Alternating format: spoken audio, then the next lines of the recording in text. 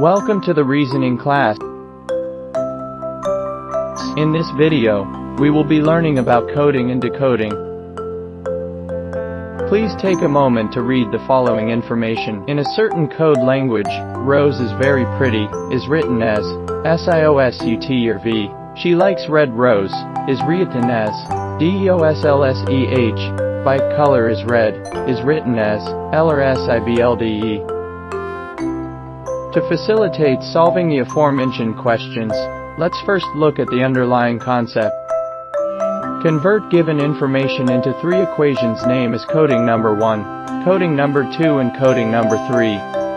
From coding number 1 and coding number 2 we get code for Rose as OS. From coding number 2 and coding number 3 we get code for red as DE.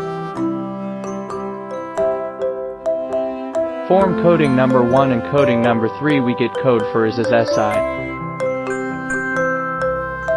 The codes for Rose, red, and is have been decoded. We can now answer questions regarding their codes. To code for color in this problem, we will consider coding number 3 as it contains the variable for color.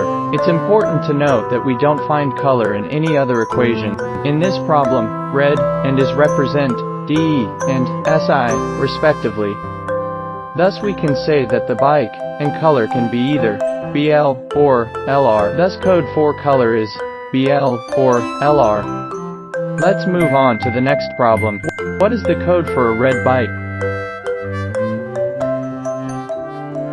Red is abbreviated as DE, and bike is either LR or BL. Therefore, a red bike can be represented as DEBL or DELR. Thus the answer is option 5, as both options are present in the given choices, and it cannot be determined which one is correct. Thank you for watching the video. We hope that the concept is now clear to you, and that you feel confident in solving similar problems.